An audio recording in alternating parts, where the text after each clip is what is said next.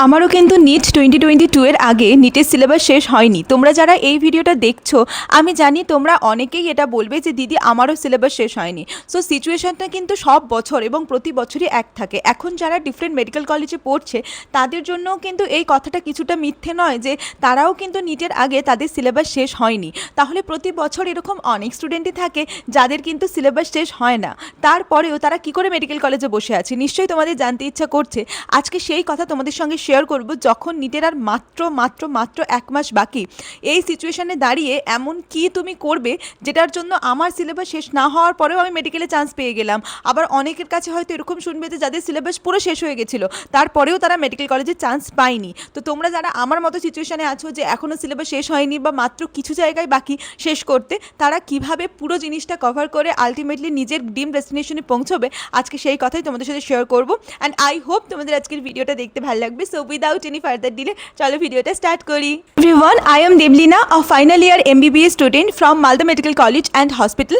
I hope আজকে তোমাদের সমস্ত ডাউট আমি ক্লিয়ার করতে পারবো এবং এই লাস্ট মোমেন্টে এসে যখন আর নিট মাত্র 1 মাস বাকি, কী করে নিজের মেন্টাল স্টেবিলিটি ঠিক রাখবে এবং কীভাবে বাকি সব কিছু সলভ করবে সেগুলো আজকে শেয়ার করবো। আমি actually honestly saying physics strategy video share করার জন্য তোমাদের সাথে বসেছিলাম, বাট আমার না ফিজিক্স স্ট্র্যাটেজি ভিডিও শেয়ার করতে করতে মানে রিসেন্টলি মানে হঠাৎ করেই খুব সাডেনলি এইটার না মাথায় আসে যে একটা মেন্টাল ডেলিমা তো এই সময় থেকেই যায় যে আমি চান্স পাবো তো, আমি তো পড়েছি কিন্তু সব পড়েছি তো, পরীক্ষার সময় সব মনে পড়বে তো, এই 1 মাস যদি বরবাদ হয়ে যায় তাহলে বোধহয় আমি আর নিটে চান্সই পাবো না।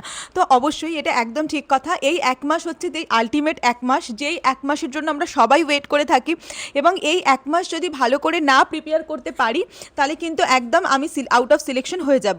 সবার আগে আমি একটা কথাই বলবো, এই 1 মাসে সবচেয়ে বেশি যেটা লাগবে সেটা হচ্ছে ডিসিপ্লিন, কনসিস্টেন্সি, তার সাথে নিজের মনের প্রচণ্ড প্রচণ্ড জোর। যদি এই কদিনে নিজের মনের জোর হারিয়ে ফেলো, যদি এই কদিনে নিজের উপর ভরসা হারিয়ে ফেলো, তাহলে যে তুমি সারা বছর খেটেছো, বা অনেকে যারা আছো যারা 1 বছর 2 বছর 3 বছর বা 4 বছর, কেউ কেউ তো 5-6 বছরও আছো ড্রপ দিচ্ছ, তাহলে সেগুলোর কোনো মানে থাকে না। সবার আগে বুঝতে হবে এটা আমার ফাইনাল লিপ, এই ফাইনাল চান্স, এটা আমার কাছে একদম আলটিমেট ফাইনাল। এখানে যদি আমি প্রপারভাবে সব কিছু না করতে পারি, আমার একটা ফ্রেন্ড ছিল, সে এখন নর্থ বেঙ্গল মেডিকেল কলেজে মানে ইন্টার্ন হয়ে গেছে আর কি। তো সে আমাকে বারবার করে আমার প্রিপারেশনের সময় বলতো যে লাস্ট 1 মাসে তোকে সব কিছু পড়তে হবে। এবার চলে আসি সব কিছু কী করে পড়তে হবে। ফিজিক্স, কেমিস্ট্রি, বায়োলজি, 3টে সাবজেক্ট সবচেয়ে বেশি ওয়েটেজ ক্যারি করে বায়োলজি, এটা আমরা সবাই জানি। ফিজিক্স সিলেকশন দেবে আর বায়োলজি নাম্বার বাড়াতে হেল্প করবে, মাঝখানে কেমিস্ট্রি যেটুকু যা ঘাটতি থাকবে সেইটুকু পূরণ করতে হেল্প করবে। আমি বারবার বলেছি, আবারও বলছি, তোমাকে কোনো সাবজেক্টের মাস্টার হতে হবে না। তোমাকে কেউ বলবে না নিটের বাচ্চাদের ফিজিক্স পড়াও, কেমিস্ট্রি পড়াও, বায়োলজি পড়াও। তোমাকে জাস্ট নিট পেতে গেলে যতটুকু পড়ার দরকার ততটুকুই পড়তে হবে। তার জন্য কি করতে হবে, তার জন্য যেটা সবচেয়ে বেশি দরকার সেটা হচ্ছে কনসিস্টেন্সি।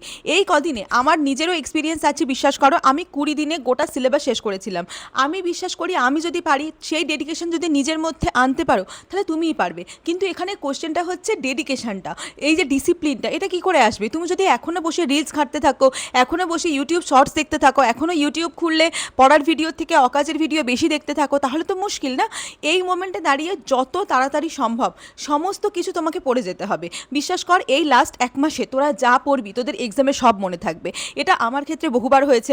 আমার অনেক এক্সামে এরকম হয়েছে যে লাস্ট 1 মাসে আমি মানে এই লাস্ট ধরো আজকে ধর এপ্রিলের 3 তারিখ বা 4 তারিখ, আমি যবেই ভিডিওটা শেয়ার করছি, তো এই লাস্ট 4 তারিখ থেকে শুরু করে আমি মে মাসে ধর 5-6 তারিখে আমার পরীক্ষা, আমি যা পড়বো আমার সব মনে থাকবে। ঠিক আছে? তো তোরা যদি ভাবিস আমি পড়বো আমি ভুলে যাব, না, এরকমটা হবে না। তো সব সময় সবটা মনে থাকবে, সেটার দিকে পড়তে শুরু কর। কী করবি? ফিজিক্স আছে একটা চ্যাপ্টার ওঠা, সেই চ্যাপ্টারের কোশ্চেন প্র্যাকটিস কর, সেই চ্যাপ্টারের এক তো নোটস আছে নিশ্চয়ই তোর কাছে, যদি নোটস না থাকে ওয়ান শট দেখ। আমি ফিজিক্সের জন্য একটা ইন্ডিভিজুয়াল ভিডিও কালকেই লঞ্চ করছি, সেটা তোরা দেখিস, দেখলেই বুঝতে পেরে যাবি। আর কেমিস্ট্রির জন্য তাই, ঠিক আছে? ভিডিও দেখ, পিওয়াইকিউ কর, ব্যাস। আর নোটস ফোটস কিছু বানানোর দরকার নেই, জাস্ট ফর্মুলা লিস্ট করে নে। ধর সাপোজ তুই কারেন্ট ইলেকট্রিসিটি পড়ছিস, ওয়ান শট ভিডিও দেখেই পড়। এখন আমি বলবো না পুরো লং লং ভিডিও দেখতে থাক, এখন অত সময় নেই। একটা ভালো ওয়ান শট ভিডিও, অফকোর্স 30 মিনিটের ওয়ান শট দেখিস না রে অপটিক্সের জন্য বা কারেন্ট ইলেকট্রিসিটির জন্য, তার থেকে একটু বেশি ওয়ান শট দেখ, দেখে ফর্মুলাগুলো জাস্ট নোট করে নে, কারণ এই নোটস তোর রিভিশন দেওয়ার মতো আর টাইম নেই। জাস্ট ফর্মুলাগুলো লিস্ট করে নে এবং সেখান থেকে পিআইকিউ প্র্যাকটিস করে চলে যা। আমি তোকে বলছি তুই কমন পাবি। লাস্ট মোমেন্টে এসে এটাই করতে হয়। যারা রিভিশন দেবে তারা নিজেদের নোটস রিভিশন দেবে, তোর কাছে নিজের নোটস নেই, তোকে ভিডিও দেখে পড়তে হবে। নিজেকে এই মোমেন্টে একদমই উইক বা ছোট কিন্তু ভাবা যাবে না। তুই যদি এই মোমেন্টে দাঁড়িয়ে নিজেকে ছোট ভাবিস, উইক ভাবিস যে আমার অনেক কিছু রেডি নেই, আমার অনেক কিছু প্রিপারেশন নেই, বাকিটা তো সারা বছর পড়েছে, ঠিক আছে আমি এইগুলো সব সত্যি কথা। এত সত্যি কথা আমাদের সবসময় কাজে লাগাতে গেলে আমি এক্সাম ক্র্যাক করতে পারবো না। এই সত্যি কথাগুলো কাজে লাগিয়ে নিজে কী করতে পারি, নিজে কতটা করতে পারি। এতদিন তো ফাঁকি মেরেছি, এবার কতটা শর্টকাটে কী করতে পারি। আমি জানি শর্টকাট থেকে সাকসেস আসে না, কিন্তু লাস্ট 1 মাসে দাঁড়িয়ে কী করব, কিছু তো করার নেই। যতটা করতে পারি, যদি সিলেকশন হয়ে যায়, যদি একটু ভালো হয়ে যায়, যদি ওই দিন লাক ভালো থেকে যায়, এগুলোকেই কাজে লাগাতে হবে, ঠিক আছে। আর একটা জিনিস বলছি, এই লাস্ট 1 মাসে সবার রোবট হয়ে যাওয়া উচিত। মানে আমার তো যদি এরকম অবস্থা হতো যে আমি একদমই পড়িনি, একদমই প্রিপারেশান নিইনি, তাহলে লাস্ট 1 মাসে এসে না পুরো নিজেকে মানে রোবটের মতো পড়তে হয়। আর বিশ্বাস কর 100% সিলেবাস কারোর শেষ হয় না। আমারও পরীক্ষার আগের দিন সারফেস টেনশন পড়া ছিল না, আমি পড়ে যাইনি, আমি পড়ে যেতে পারিনি। আমারও একটা চ্যাপ্টার আছে, আমি এক্স্যাক্টলি মনে পড়ছে না, ইনঅর্গানিক কেমিস্ট্রি একটা চ্যাপ্টার আছে মেটালার্জি আই গেস, ওটা আমার ভীষণ উইক ছিল, ওটা আমি শেষ করে যেতে পারিনি। রে অপটিক্সের অনেক জায়গায় আমার অনেক উইক ছিল। তোমার একটা একটা আছে না ফিজিক্সে রোটেশনাল মোশন, ওটা আমার ভীষণ একটা উইকের জায়গা, কিন্তু তারপরেও আমি ফিজিক্সে 141 পেয়েছি 180 মধ্যে। আমার সিলেকশন দরকার না, যদি একটা দুটো চ্যাপ্টার আমার বাদও যায় সেটা নিয়ে ভয় পাওয়ার কিছু নেই। আমাদের ক্ষেত্রে এই সময় কি হয়, একটা দুটো চ্যাপ্টার বাদ চলে যায়, আমরা সেটা নিয়ে প্যানিক করি, দিয়ে বাকি চ্যাপ্টারগুলো হয় না, রিভিশন দিই না, চলে যাই। রিভিশন রিভিশন রিভিশন, এখন যেটা সবচেয়ে বেশি ইম্পর্টেন্ট সেটা হচ্ছে রিভিশন।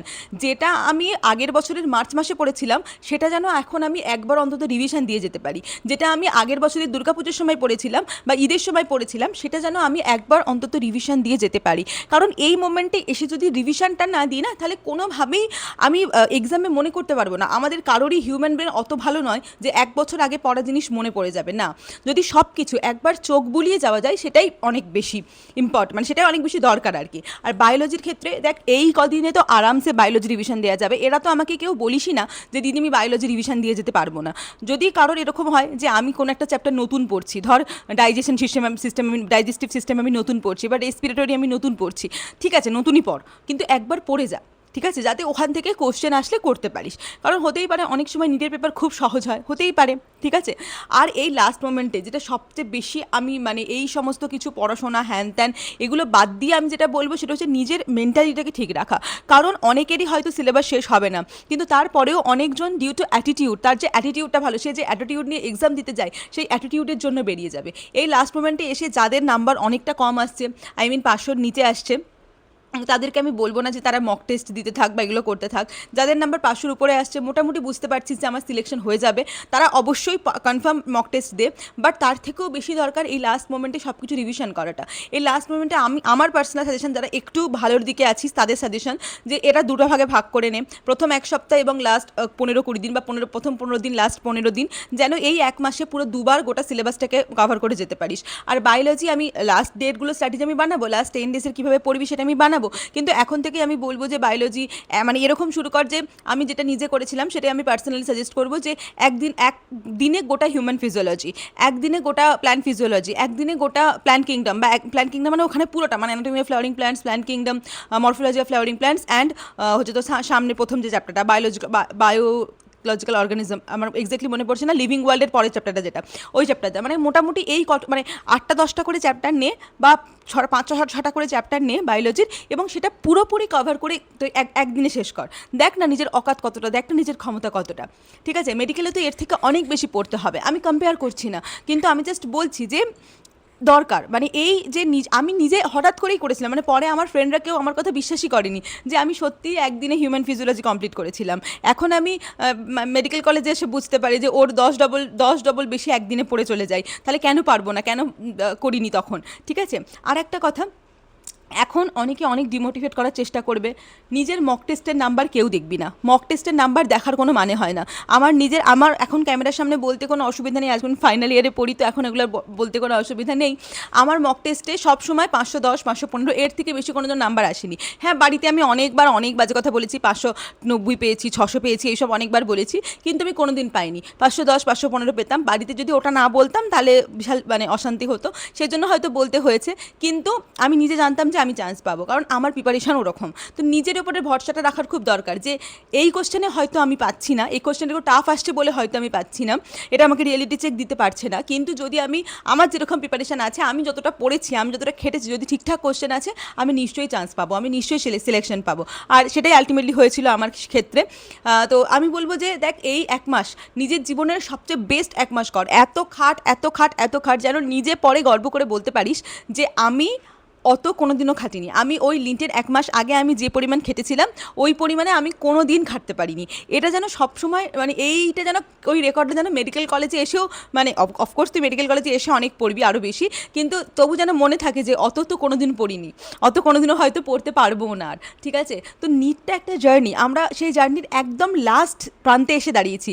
এই মোমেন্টে এসে কিন্তু হার মানার কোনো রিজন নেই। আমার সিলেবাস শেষ হোক, আমার সিলেবাস না শেষ হোক, আমার আধা সিলেবাস বাকি থেকে যাক, আমাকে লাস্ট ওই জাম্পটা আমাকে দিতে হবে এবং সেরা করে দিতে হবে, ঠিক আছে? মানে এখানে এসে আমি যদি হাত পা গুটিয়ে বসে যাই, ধর আমি তোকে এরকম এক্সাম্পল অনেক দেখেছি যে সারা বছর প্রচুর পড়েছে, সারা বছর প্রচুর ভালো করে পড়াশোনা করেছে এবং অনেস্টলি সেইং প্রচুর নাম্বার পেয়েছে, লিটারালি মক টেস্টে 590 600 610 15 এরকম নম্বর পেয়েছে, লাস্ট 1 মাস প্রপার রিভিশন করতে না পারার জন্য, প্রপার নিজেকে গাইড করতে না পারার জন্য, প্রপার মক টেস্ট না দিতে পারার জন্য, প্রপার মেন্টাল স্টেবিলিটি ঠিক রাখতে না পারার জন্য আলটিমেটলি নিটে গিয়ে কিছু করতে পারেনি, ঠিক আছে? নিটটা তো যতই হোক 80% পড়াশোনা হলেও 20% তো ভাগ্য, তো সেই ভাগ্যটা আমি মনে করি আমরা নিজেরা নিজেদের তৈরি করি। তো সেই ভাগ্যটা যদি আমরা তৈরি করতে পারি তাহলে আমাদের সিলেকশন আটকাবে না, ঠিক আছে? অনেক কথা বললাম, এটা কোনো স্ট্র্যাটেজি ভিডিও না, এটা জাস্ট নর্মাল আমি আমার কিছু কথা তোদের সঙ্গে শেয়ার করলাম, কারণ এই লাস্ট মোমেন্টে আমার মনে হয় মেন্টাল সাপোর্টটা সবচেয়ে বেশি দরকার, নিজের মেন্টাল স্টেবিলিটিটা মেনটেন করা খুব দরকার। জাস্ট এটা ভাব, যেটা আমিও ভাবতাম, আমি তোদেরকেও ভাবতে বলবো,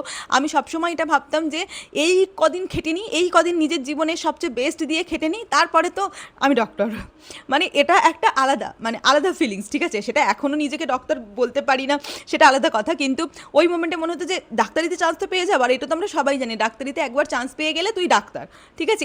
এটার সাথে কোনো দ্বিমত নেই, ঠিক আছে? তো ওই সিচুয়েশনে দাঁড়িয়ে এখন জাস্ট এটা ভাব, জাস্ট 1 মাস খাটবো, 1 মাসের পর একটা এক্সাম দেবো, ওই এক্সাম দিয়ে বেরোনোর পরেই আমার নামের আগে ডক্টর বসে যাবে, দ্যাটস ইট। এটাই সবচেয়ে বড় মোটিভেশন এখনকার সিচুয়েশনে দাঁড়িয়ে, এর থেকে বড় মোটিভেশন আর কিছু নেই।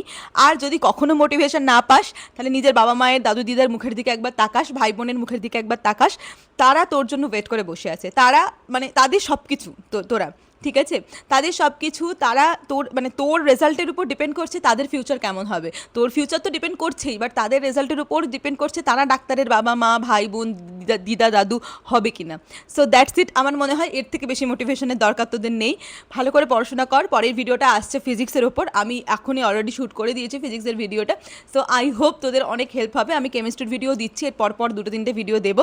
সো আই হোপ তোদের এক্সাম অনেক অনেক ভালো হবে, এবং আমি সবার ক্ষেত্রে লিখতে চাই, সবার ক্ষেত্রে কমেন্টে দেখতে চাই তোরা সবাই বলছিস যে দিদি আমি অবশ্যই চান্স পাবো, অবশ্যই সিলেকশন পাবো, তোমাকে কথা দিলাম। That's it for today's video, দেখা হচ্ছে পরের ভিডিওতে খুব তাড়াতাড়ি, ততক্ষণ পর্যন্ত খুব ভালো করে পড়াশোনা করতে থাক, বাই।